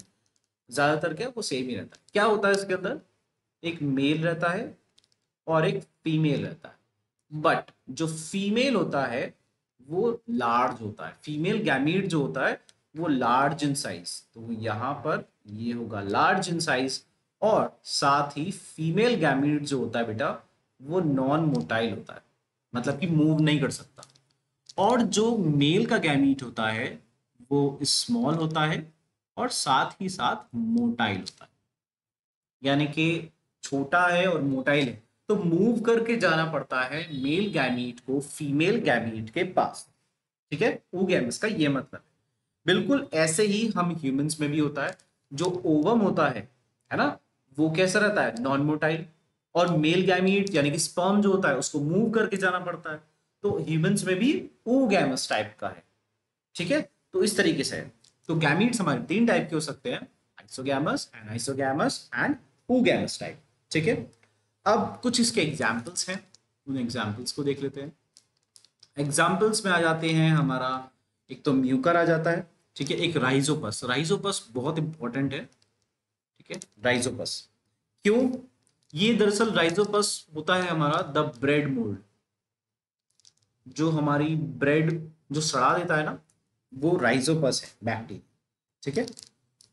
और तीसरा एक हमारी एनसीईआरटी मेंशन करती है एल्ब्यूगो, एल्ब्यूगो, BUGO, हाँ, ठीक है। एल्ब्यूगो जो है वो एक पैरासिटिक फंगस है। पैरासिटिक फंगस है तो ऑब्वियसली कहीं ना कहीं तो डैमेज कॉज करेगा। ये पैरासिटिक होता है और ये मस्टर्ड के प्लांट्स को डिस्ट्रॉय करता है, ठीक है, मस्टर्ड के प्लांट्स को डिस्ट्रॉय करता है। तो 3 एग्जांपल्स पढ़े हमने, म्यूकर, राइजोपस और एल्ब्यूगो। तीनों के अपने अपने इंपॉर्टेंस है, तो ध्यान रखने हैं एग्जांपल्स। खास करके जो एनसीईआरटी में एग्जांपल्स है ना अगर, तो इसका मतलब वो तो हमें भूलने ही नहीं है, ओके, ठीक है। तो ये हमारी फर्स्ट कैटेगरी थी, दैट वाज फाइकोमाइसिटिस, ठीक है। अब इसके बाद हम पढ़ते हैं दूसरी कैटेगरी जिसका नाम है एस्कोमाइसिटिस। ये जो हमारी एस्कोमाइसिटिस कैटेगरी है, इस कैटेगरी में जितने भी फंगस आते हैं हम उनको कॉमनली बोल देते हैं सैक फंजाई। क्या बोल देते हैं, सैक फंजाई। क्यों बोल दिया भाई सैक फंजाई, और ये क्या होता है सैक, देखो सैक का मतलब होता है अ बैग लाइक स्ट्रक्चर, थैले के जैसा स्ट्रक्चर जो होता है ना उसको बोलते हैं सैक, ठीक है। अच्छा, तो सैक फंजाई यानी कि एक ऐसा फंजाई होगा जिसका थैले के जैसा स्ट्रक्चर होगा, बिल्कुल ऐसा ही इसका स्ट्रक्चर होता है। और इस पर्टिकुलर स्ट्रक्चर को अगर हम ड्रॉ करें तो वो कुछ ऐसा सा होता है, इस तरीके, ठीक है। यहाँ पर एक सैक है और इसके ऊपर एक पतली सी मेम्ब्रेन होती है यहाँ पर इस तरीके से। तो kind of like cup like structure है ना, एक कप के जैसा स्ट्रक्चर बन जाता है, उसको बोलते हैं सैक फंज। अच्छा, और क्या इंपॉर्टेंट बात है इसके बारे में? हाँ, इसके बारे में एक इंपॉर्टेंट बात हमारी एनसीईआरटी बहुत क्लियरली बोलती है कि भाई ये सारे के सारे क्या है, सैप्रोफाइट। और अगर वो सैप्रोफाइट नहीं हुए तो भाई वो डिकम्पोजर हो सकता है, लेकिन ज्यादातर तो सैप्रोफाइट है। डिकम्पोजर हो सकता है, सैप्रोफाइट हो सकता है, या फिर पैरासिटिक भी हो सकते हैं कुछ कुछ। लेकिन मोस्ट इंपॉर्टेंटली कुछ कुछ जो है वो कॉप्रोफिलस भी है, COP सॉरी, कॉप्रोफिलस। अभी कॉप्रोफिलस क्या होता है? कॉप्रोफिलस वो ऑर्गेनिज्म होता है जो किस पे फीड करता है? डंग ऑफ अदर ऑर्गेनिज्म। ठीक है, जो दूसरे ऑर्गेनिजम्स का जो डंग रहता है उस पे ये ऑर्गेनिजम्स फीड करते हैं, उसको बोलते हैं कॉप्रोफिलस। ठीक है, कॉप्रोफिलस दरअसल फंगस ही नहीं होता, बहुत सारे ऑर्गेनिजम्स होते हैं जो कॉप्रोफिलस होते हैं, जो दूसरे एनिमल के डंग पे फीड करते हैं। ठीक है, तो अभी एक हम यहाँ पे पढ़ रहे हैं कि यहाँ पे फंगस भी कॉप्रोफिलस हो सकता है। ठीक है, ओके। अब ये जो फंगस है हमारे, ये मल्टी सेलुलर भी हो सकता है और यूनिसेलुलर भी हो सकता है। तो यूनिसेलुलर जो होता है उसका केस हमने पढ़ा है। यूनिसेलुलर में एग्जांपल आ जाता है हमारा ईस्ट, और हो सकता है ये मल्टी सेलुलर हो, तो इसमें एग्जांपल आ जाता है आपका पेनिसिलियम। ये पेनिसिलियम पहले कहीं पढ़ा है क्या? हाँ भाई, ड्रग्स में ये सर दवाई बनती है। बिल्कुल दवाई बनती है। इसका पूरा नाम है पेनिसिलियम नोटेटम। इससे पेनिसिलिन दवाई बनती है, पेनिसिलिन। बिल्कुल, ये वही है। इसका फुल नेम है पेनिसिलियम नोटेटम, और इससे एक एंटीबायोटिक निकलती है, हम एक्सट्रैक्ट करते हैं पेनिसिलिन। ठीक है, तो पेनिसिलिन नाम की एंटीबायोटिक इससे बनती है। सर वो स्मॉल पॉक्स का स्मॉल पॉक्स नहीं होता, बेसिकली ये एंटीबायोटिक होती है, तो केवल स्मॉल पॉक्स के लिए काम नहीं करेगी। एंटीबायोटिक मतलब वो हर तो नहीं, मतलब ज्यादातर maximum of the micro organisms, खास करके अदर माइक्रो ऑर्गेनिज्म, उनके लिए जो है ये वर्क करेगी। ठीक है, ओके। अब इसके अगर हम माइसीलियम वगैरह की बात करें कि भाई इसमें माइसीलियम वगैरह कैसे होते हैं, है ना, क्योंकि माइसीलियम बहुत इंपॉर्टेंट चीज है। तो माइसीलियम जो होता है इसका, CELIUM माइसीलियम, इसका जो माइसीलियम है वो सेप्टेट होता है। अब सेप्टेट का मतलब तो समझते हो ना, जिसमें सेप्टा प्रेजेंट हो, है ना। Okay. अब सेप्टेट प्रेजेंट है और साथ ही साथ क्या होता है इसमें, ब्रांचिंग भी प्रेजेंट एंड ब्रांच्ड। मतलब कि अगर हम इसका इस तरीके से ये बनाएं हाइफा, तो जो हाइफा होगा उसमें ब्रांचिंग हमें दिखाई देगी, इस तरीके से वो ब्रांच्ड रहेगा, और सेप्टा भी प्रेजेंट होगा, तो ये हमने बना दिया उसमें सेप्टा।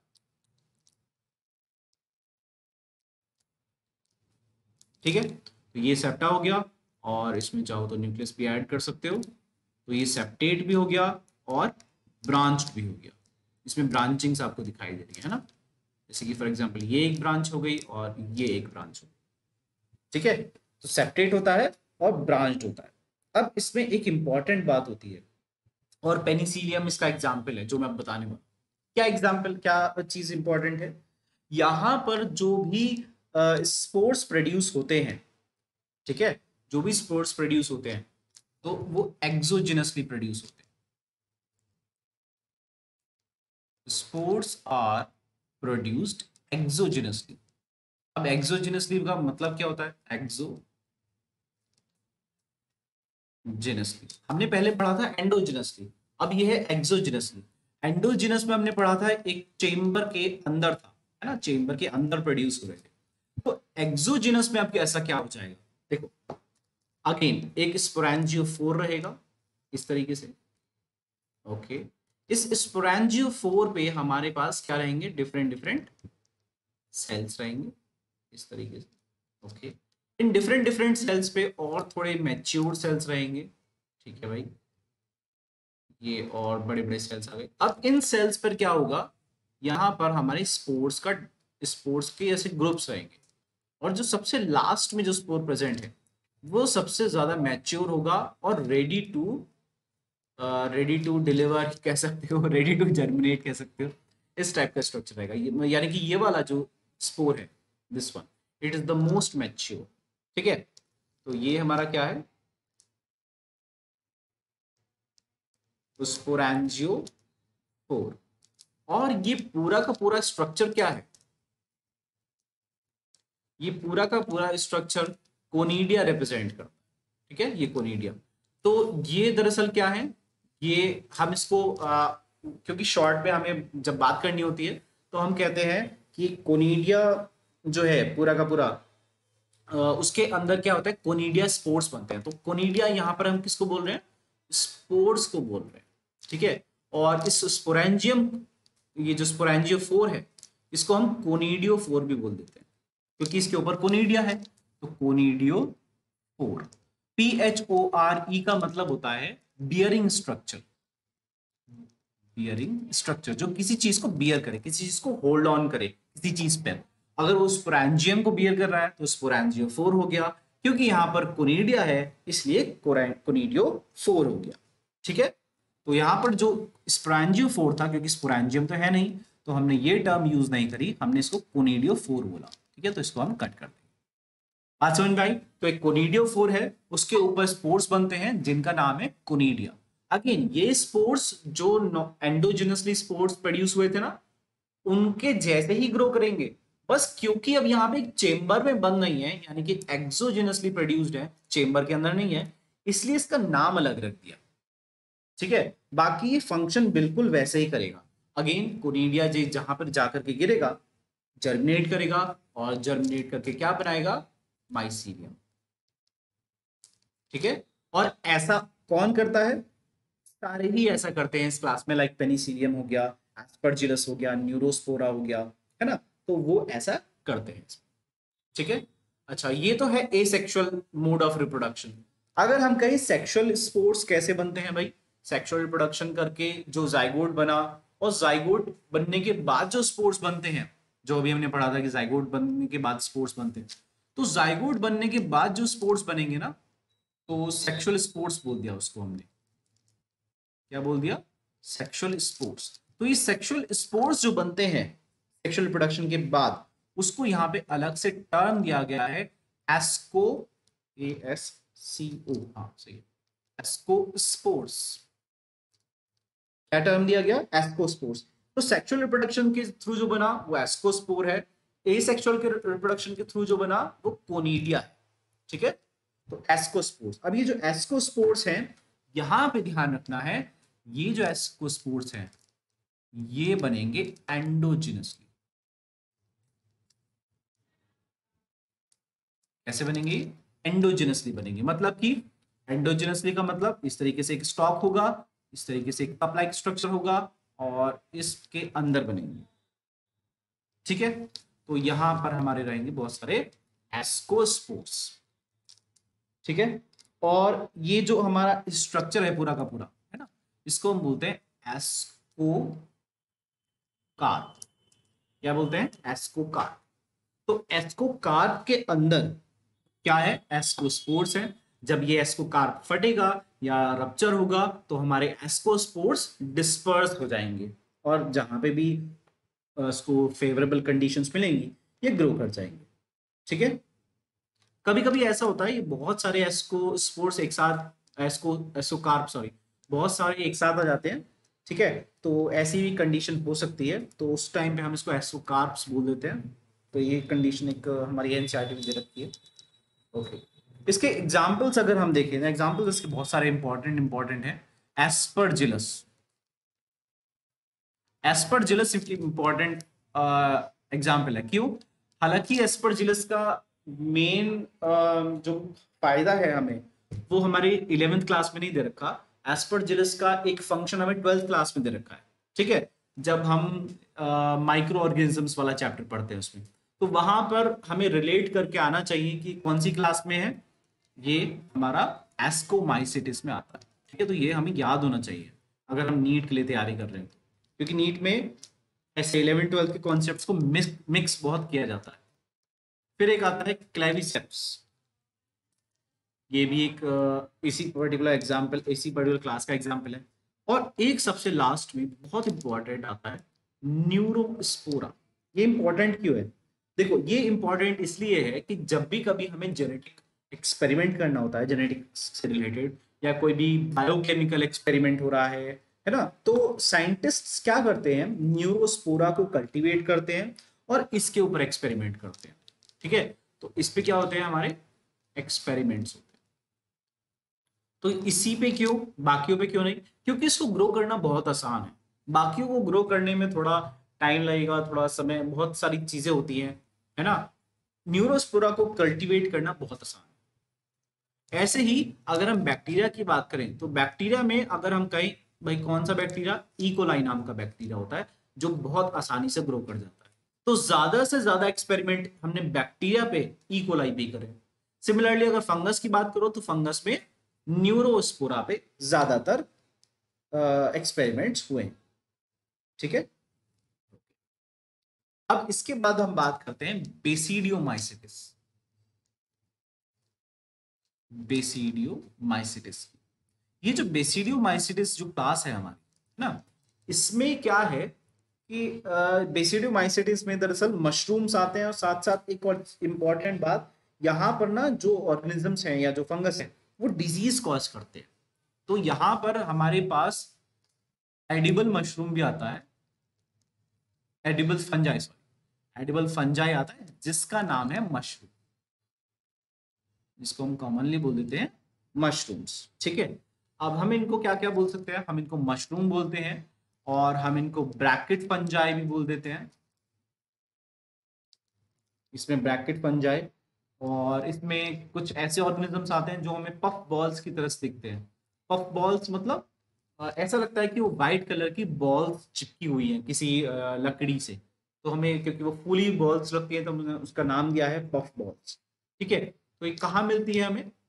ये हमें मिलती है ट्रीज के लॉग्स पे, यानी लकड़ी के जो लट्ठे होते हैं उस पे मिल जाती है, या फिर ये हमें सॉइल पे ग्रो करते हुए मिलेंगे।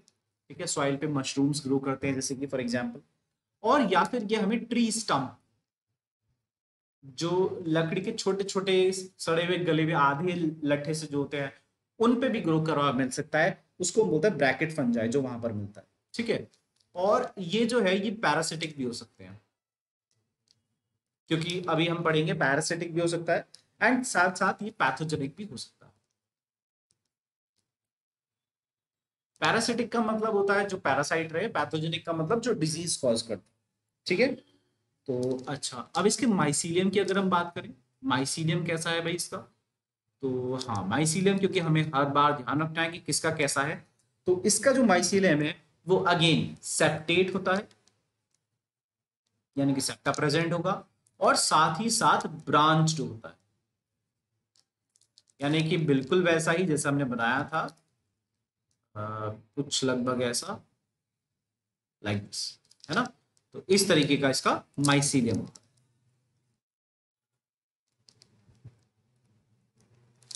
और यहाँ पर हम इसमें न्यूक्लियस ऐड कर देते हैं, तो माइसीलियम इसका कुछ इस तरीके का ब्रांचिंग है, उसमें उसमें सेप्टा प्रेजेंट है।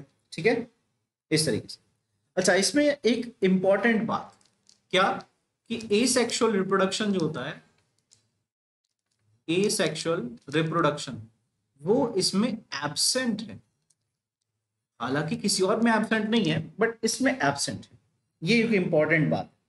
ठीक है, अच्छा, तो एसेक्सुअल नहीं है तो ये क्या करता है भाई? सेक्सुअल रिप्रोडक्शन भी होता है, ठीक है, लेकिन वेजिटेटिव मैक्सिमम होता है, वेजिटेटिव रिप्रोडक्शन मैक्सिमम होता है।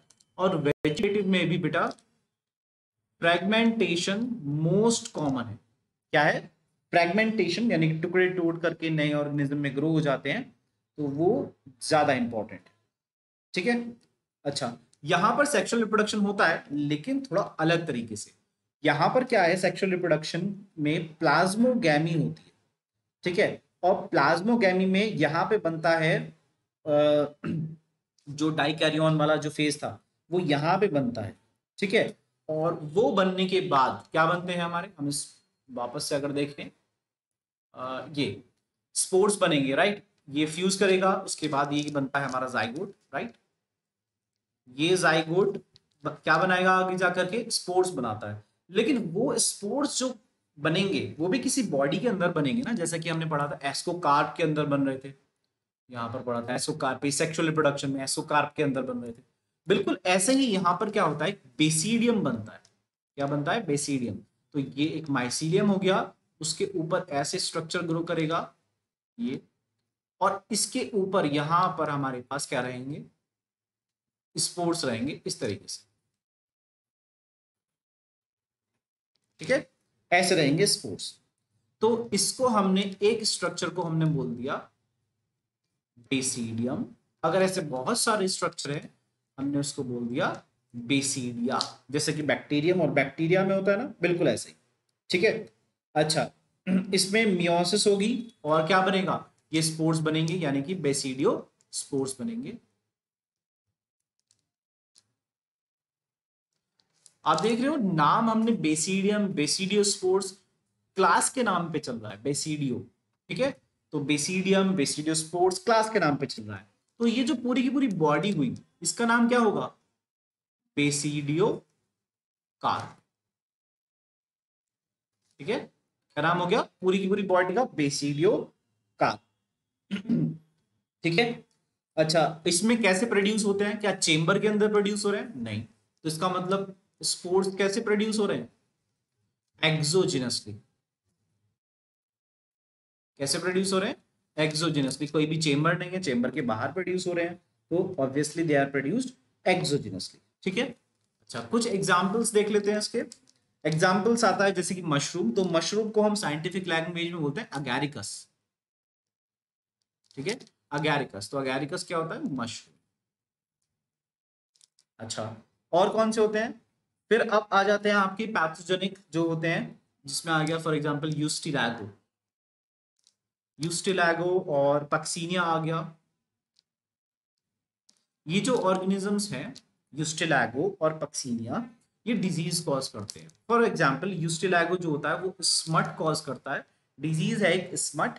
और जो ये पक्सीनिया है ये रस्ट डिजीज कॉज करता है, ठीक है। ये डिजीज अलग अलग टाइप्स की डिजीजेस है, ठीक है। तो ये है हमारे different different organisms of the basidiomycetes, okay. अब लास्ट क्लास आ जाती है हमारी ड्यूटेरोमाइसिटिस, ड्यूटेरोमाइसिटिस। ये क्लास थोड़ी सी पेचीदा है, क्यों, इस क्लास के जो मेंबर्स होते हैं हम उनको पता है क्या बोलते हैं,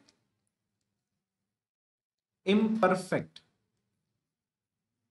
इम्परफेक्ट फंगस या इम्परफेक्ट फंजाई। भाई इम्परफेक्ट क्यों बोल रहे हो, परफेक्ट क्यों नहीं है ये, है ना। ये परफेक्ट इसलिए नहीं है क्योंकि इनके अंदर सेक्सुअल रिप्रोडक्शन नहीं होता, नो सेक्सुअल रिप्रोडक्शन। और अगर सेक्सुअल रिप्रोडक्शन नहीं होगा तो वेरिएशंस नहीं आएंगे, वेरिएशंस नहीं आएंगे तो इवोल्यूशन नहीं होगा। और हम इवोल्यूशन में बहुत ज्यादा इंटरेस्टेड हैं, इसीलिए तो हमने सेक्सुअल रिप्रोडक्शन को बोला था ट्रू रिप्रोडक्शन, और इसमें रिप्रोडक्शन ही नहीं हो रहा सेक्सुअल वाला, तो इसके लिए हमने इसको बोला है इम्परफेक्ट। तो क्या बाकी दोनों यानी कि एसेक्सुअल और वेजिटेटिव होते हैं, बिल्कुल, एसेक्सुअल भी होता है और वेजिटेटिव भी होता है। तो एसेक्सुअल हुआ, वेजिटेटिव हुआ, ये दोनों के दोनों होते हैं, बट सेक्सुअल रिप्रोडक्शन एज इन नहीं होता। और कभी कभी ऐसा भी हुआ कि हमें एक ड्यूटेरोमाइसिटीज का एक नया फंगस मिला और उस नए फंगस में सेक्सुअल रिप्रोडक्शन होता है, तो हमने क्या करा, उसको माइग्रेट कर दिया। किस में माइग्रेट कर दिया, आइदर बेसिडियोमाइसिटीज में माइग्रेट कर दिया, नहीं तो हमने उसको एस्कोमाइसिटीज में रख दिया, नहीं तो हमने उसको फाइकोमाइसिटीज में। लेकिन ड्यूटेरोमाइसिटीज हमने एक पर्टिकुलर क्लास अलग रखी जिसमें क्या होता है, नो सेक्सुअल रिप्रोडक्शन, ठीक है। तो उसको हमने एक क्लास अलग मेंटेन करके रखा जिसमें पॉसिबिलिटी है ही नहीं सेक्सुअल रिप्रोडक्शन की, ठीक है, ओके। अब हमने क्या, अब इसमें बाकी सारे, अच्छा माइसीलियम के बारे में पढ़ते हैं पहले। तो इसका माइसीलियम कैसा है ना? इसका जो माइसीलियम है, इसका जो माइसीलियम है बेटा, वो अगेन सेप्टेट होता है और कैसा है, ब्रांच्ड है। अगेन सेप्टेट और ब्रांच का मतलब क्या होता है हम जानते हैं, है ना? सेप्टा प्रेजेंट होगा और ब्रांचिंग प्रेजेंट होगी, ठीक है। और मेंबर्स हैं कैसे, पैरासिटिक। सारे के सारे फंगस कैसे हैं, या तो वो पैरासिटिक है, और अगर वो पैरासिटिक नहीं है तो वो सैप्रोफाइट तो है, डेड और डिकेइंग पे फीड करते हैं, ठीक है। लेकिन अब एक एनसीईआरटी में लाइन लिखी हुई आपको मिलेगी, डिकम्पोजर्स भी हैं जो कि किस पे फीड करते हैं, लिटर पे फीड करते हैं। अब ये लिटर क्या होता है, लिटर होता है जो थोड़ा बहुत ये कूड़ा कचरा जो पड़ा रहता है उसको बोलते हैं लिटर।